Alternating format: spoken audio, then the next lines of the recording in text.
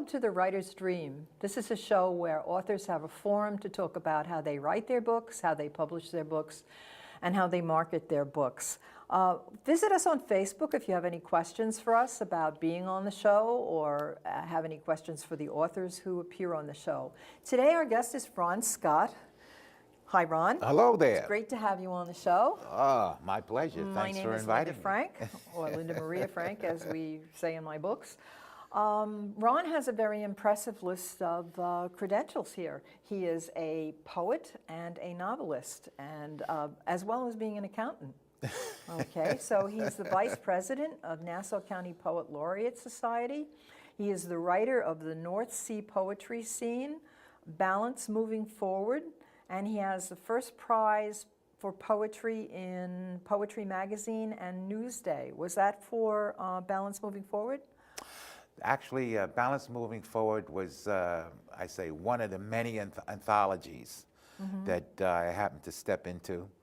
And Newsday, which is another story in itself, because actually Newsday was I retired from Newsday, but not as a writer, but as a financial analyst. How do you like that? Well, you are a Renaissance man.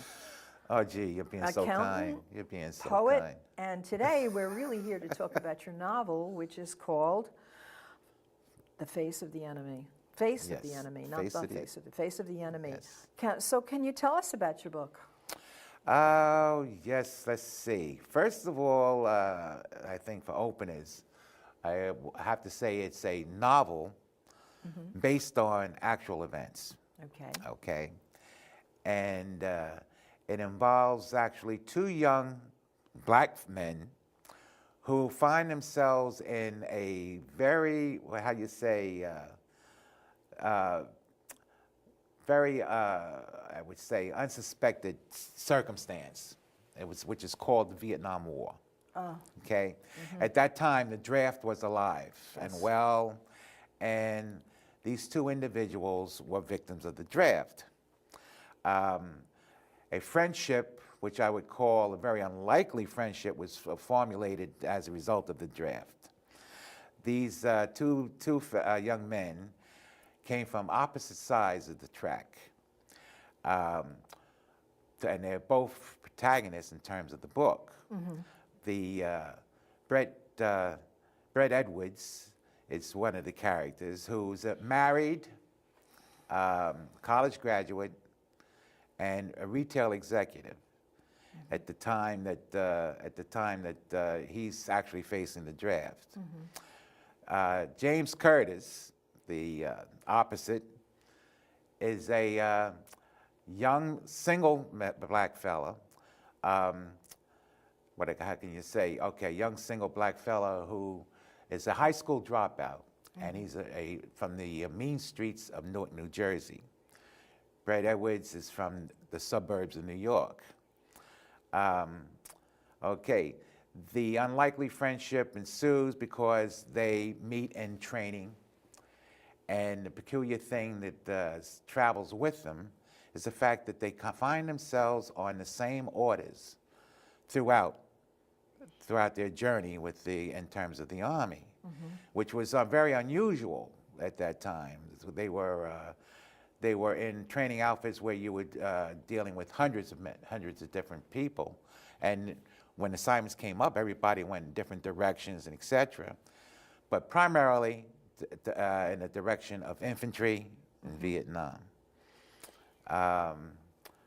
From there, we have a situation where, I should say, to describe James Curtis, he was I guess the best way to say cantankerous, bodacious, cantankerous, and he was a product of, I would say, the Black Panther movement at that time. From his experiences, I guess you say, being from the mean streets of Newark, New Jersey. Right. In education, we call that oppositional defiance disorder. There you go. Thank you very much. Thank you very much. He actually pursued, pursued an advocacy that was I would say, very dangerous for him in the sense that he was not shy at all in terms of being vocal. Couldn't keep about his mouth shut. vocal about his, first of all, his distrust and of anything that was white. Okay, he carried this attitude all the way through training, and even into combat. Let's see. From there, we have, I should say, a conspiracy that, unbeknownst at first, but there was a conspiracy that rides throughout the book in terms of, first of all, Brett felt very uncomfortable, I should say, as things went on. First of all, for him being drafted, he was so accustomed to deferments to college and et cetera, that when he got the letter, as well as Curtis, when he got the letter, needless to say, he was totally unprepared for that. Well, he had a medical deferment, didn't he? He had a medical deferment. Actually, originally it was an education because it was college, and then after college it was a medical deferment. In the case of James Curtis was given a choice. He was given a choice of volunteering for the draft or doing hard time. Right. James Curtis, expanded on this friendship himself, in the sense that he had a premonition because of this, of what was happening, how they always wound up on the same orders. He started to rely on a premonition that from his past, that this friendship had to be continued. Otherwise, they would not come home together. The conspiracy that I referred to is as something that developed along the way in terms of why, first of all, why were they always on the same orders? At first, it seemed like coincidence. Then it came down to a situation where people were working at home, particularly in reference to Brett. Family and whatnot were working at home, unbeknownst to him, that something was irregular about, first of all, being drafted after having deferments, medical deferments, and et cetera. And the events that occurred that wound up putting him in Vietnam, and not only in Vietnam, but in an infantry combat unit. Which was the worst place you could be. The worst place you could be. So we have that developing, I call it as a sidebar to the story.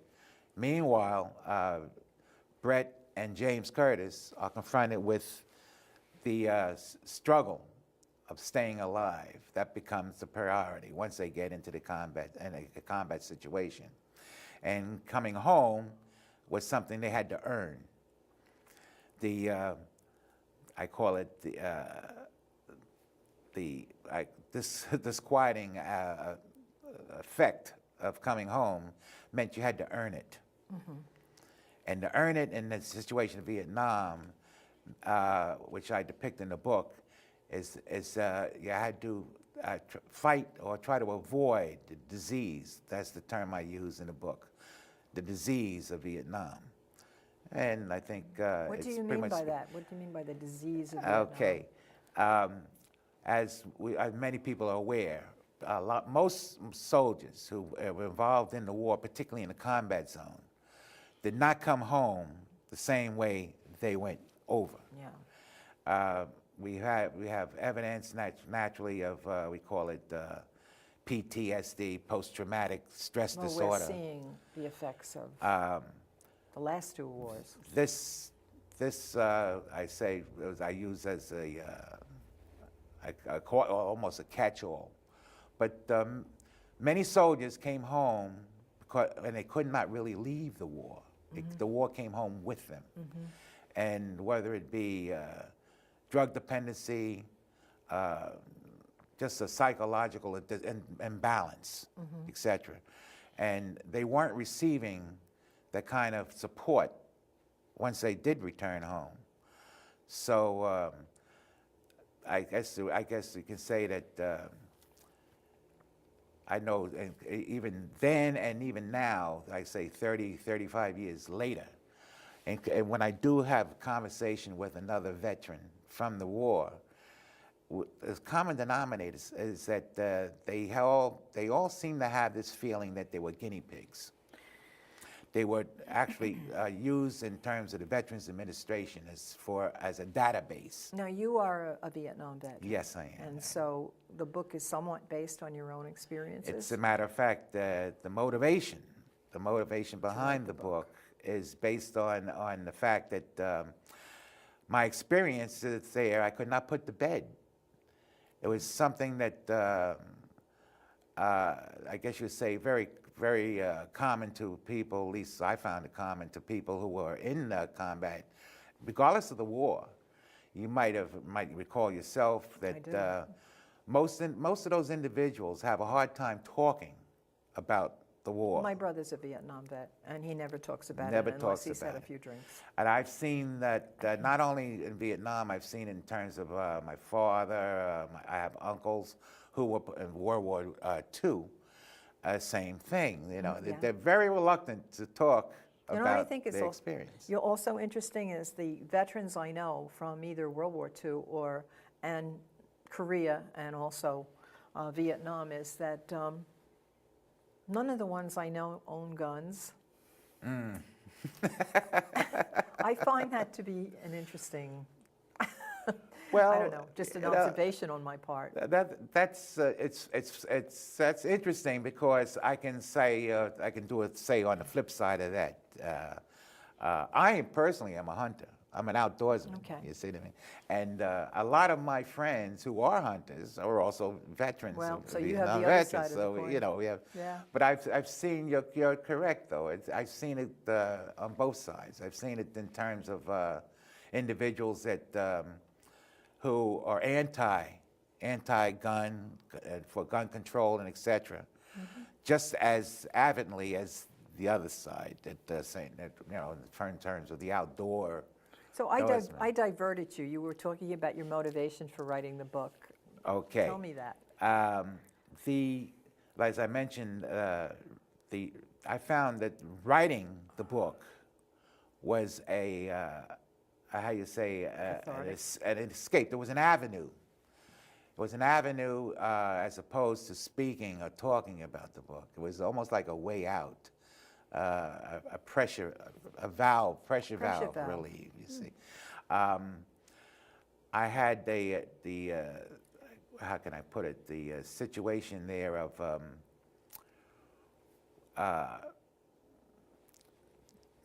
trying to grasp the fact that there was how do you say, when I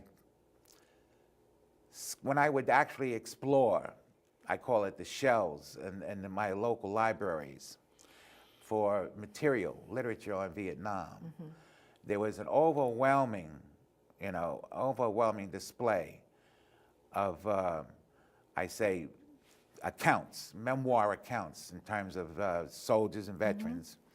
But there was a overwhelming deficit, to me, conspicuous deficit of the black perspective. And that's interesting because blacks made up such a large portion of the fighting force. I mean, many discussions have been had since that war about the unfairness of. Well, this is the again at that time. At the time, I think our government tried to, and in terms of response to that, that was a very big criticism in terms of the percentage of blacks in the war. The thing here is that the government, I said, as a response to it, said, well, we're maintaining the 12%. The 12% in terms of the population, blacks in the population. That may have been true, but also what I found was that the allocation of that 12% is where you would find a difference. In other words, what parts of the combat they Exactly, engaged in. exactly. As opposed, in other words, the type, we call it the MOS, military occupational status. Okay, the assignment of your MOS at that time was basically, at least in my experience, we were being drafted as replacements. And replacements were primarily geared to one objective, and that was infantry. You see, the source of those replacements were highly, I say, represented in terms of inner city draftees. So on the, from my own personal experience, on the front lines, as we would use the term front line,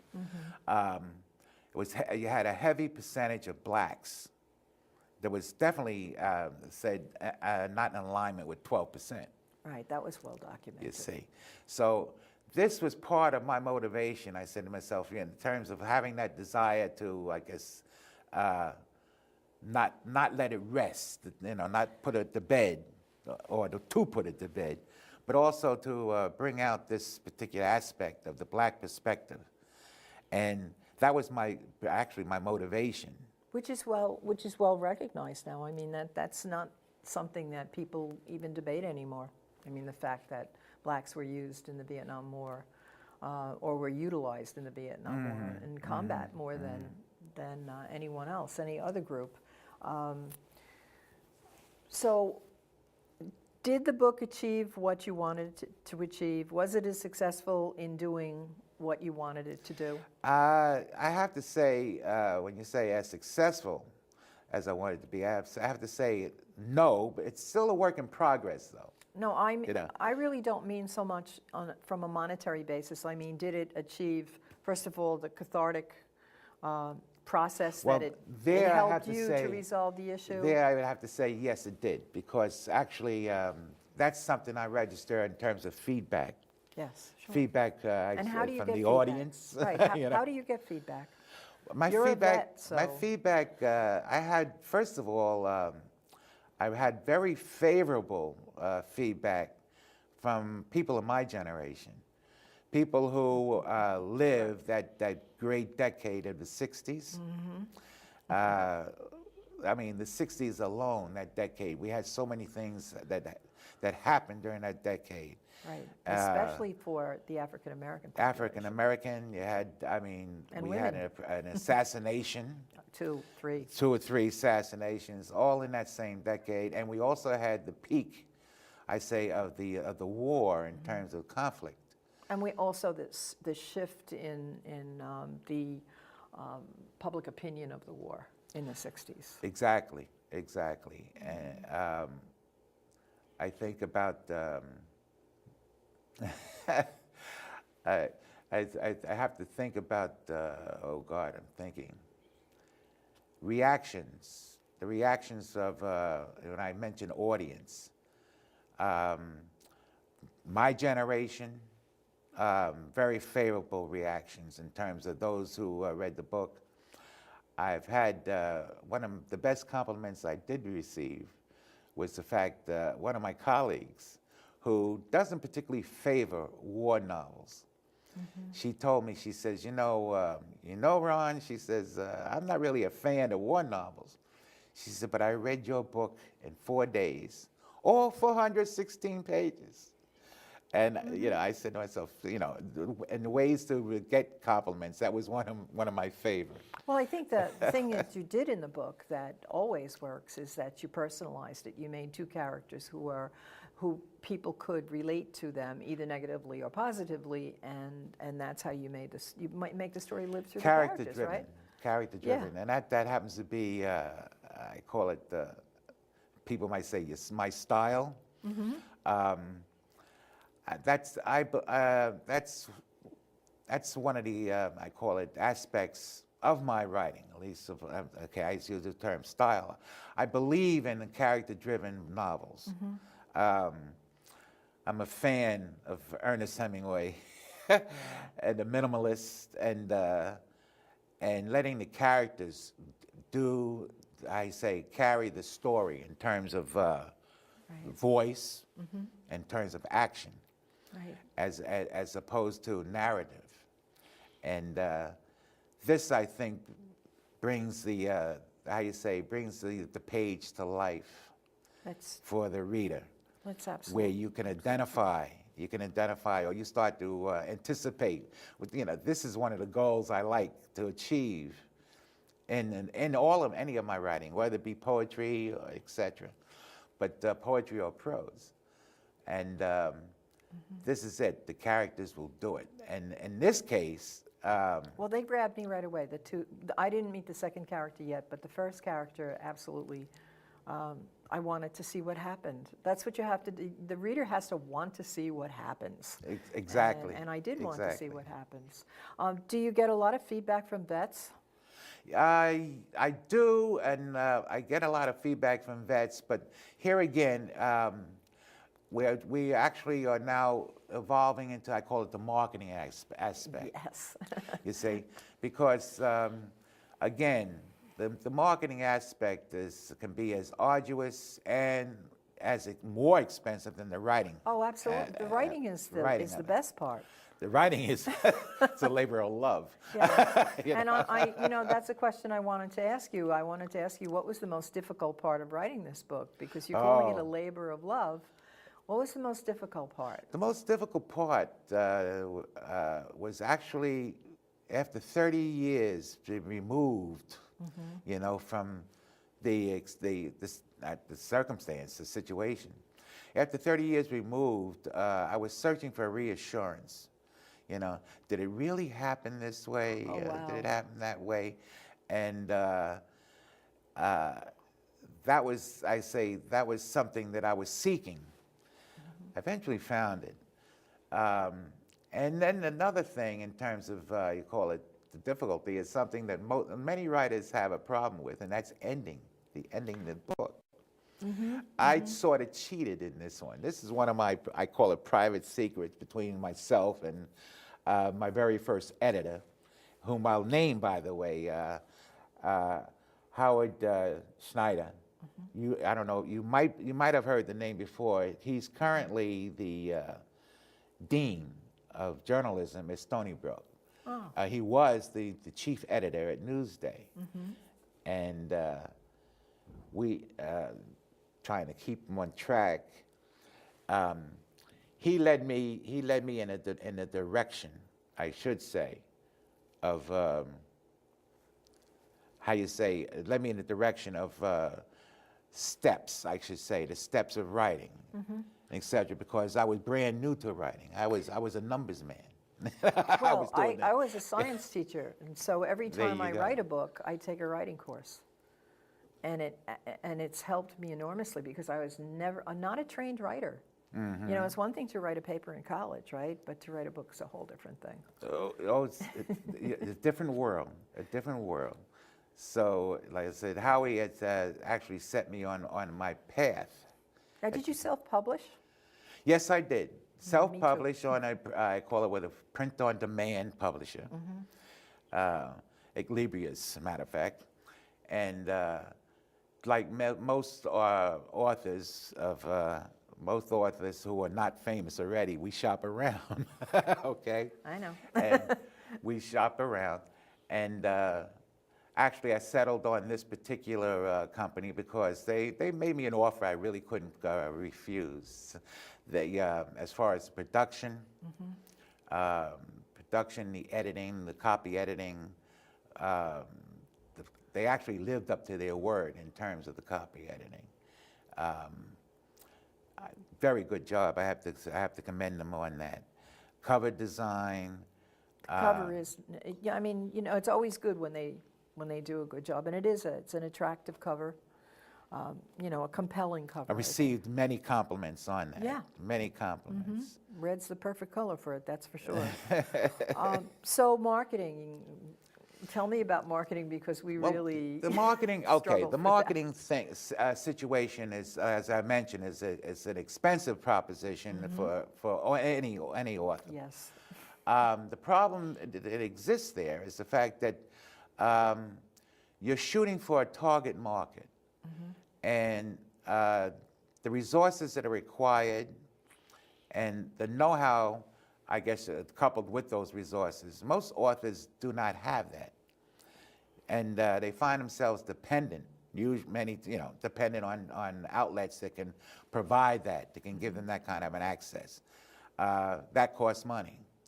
And it's time consuming. One of the feedbacks that I have gotten from established authors is the fact that in today's market, even your traditional routes, if you're fortunate enough to have a traditional publisher, that the marketing burden or aspect of it, more of that is being thrusted upon the writer again. Yes, that's you know. absolutely true about marketing. I've heard that as well, and I agree with you. I spend, I would say, an average of 3 to 4 hours a day just on the marketing aspect. And I'd much rather write. Writing's fun. Publishing's not difficult. Self-publishing's, pretty good process now. Right, right. But the marketing is really very challenging. It's extremely challenging. So we're in the same boat. And I met Ron through Long Island Authors Group. And have they been helpful to you? I know they've been helpful to me. The Long Island Authors Group, I have to say, give my kudos to them, because it's as an organization, it's a growing organization. Yes. And the networking, that at least the networking that I've discovered through that organization has been a constant, I call it improving constantly. Yes, I see that as well. We are running out of time, Ron, and I want you to come back because I want to talk to you about your poetry as well as your book, because you've raised some very interesting aspects of your career that I really was not aware of. So I want you to come back and I want you to talk about poetry. So there must be a tremendous contrast between writing something like this and Poetry is something I tripped into as, like, I call it my second hat. It's something that was, like most of things that happened in my life, was accidental. It was not a planned program. That. I never planned on being a writer either. It's been an interesting journey. So thank you, Ron, and I want you to come back. Okay, my pleasure. Come back.